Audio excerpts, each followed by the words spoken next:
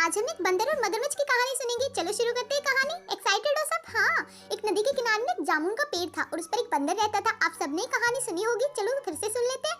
उस पेड़ पर बहुत ही मीठे मीठे जामुन लगते थे। जामुन खाई होगी ना आप सबने। तो एक दिन एक मगरमच्छ खाना तलाशते हुए पेड़ के पास आया। बंदर ने उससे पूछा तो उसने अपने आने की वजह बताई। बंदर ने बताया कि यहाँ बहुत ही मीठे मीठे जामुन लगते हैं और उसने वो जामुन मगरमच्छ को दिए। उसकी मित्रता नदी में रहने वाले मगरमच्छ के साथ हो गई।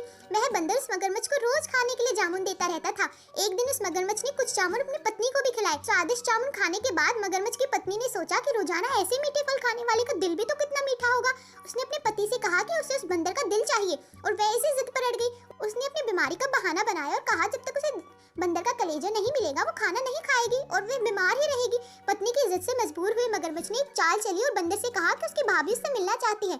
बंदर ने कहा कि वो भला नदी में कैसे जाएगा। मगरमच्छ ने उपाय सुझाया कि वह उसकी पीठ पर बैठ जाए ताकि सुरक्षित उसके घर पहुंच जाए। बंदर भी अपने मित्र की बात का भरोसा कर पेड़ से नदी में कूदा और उसकी पीठ पर सवार हो गया। जब वे नदी के बीचों बीच पहुंचे मगरमच्छ ने सोचा कि अब बंदर को सही बात बताने में कोई हानि नहीं और उसने अपना भेद खोल दिया कि उसकी पत्नी उसका दिल खाना चाहती है। बंदर का दिल टूट गया। उसको धक्का तो लगा लेकिन उसने अपना धैर्य नहीं खोया।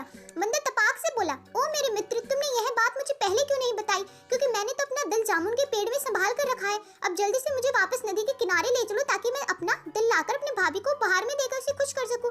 मूर्ख मगरमच्छ बंदर को जैसे ही नदी किनारे लेकर आया, बंदर ने जोर से जामुन के पेड़ पर छलांग लगाई और क्रोध में भरकर बोला, मूर्ख, दिल के बिना भी कोई जिंदा रह सकता है। जा, आज से तेरी मेरी दोस्ती समाप्त। तो इससे हमें क्या सीख मिली बच्चों? कि अपने दोस्त के साथ हमेशा वफादार रहो, कभी भी अपने दोस्त को धोखा मत दो, समझे? मिलते हैं अगली कहानी के साथ। बंदर के लिए एक लाइक तो बनता है और सब्सक्राइब भी। कमेंट में बताना आपको मगरमच्छ की कहानी और बंदर की कहानी कैसी लगी। Bye bye.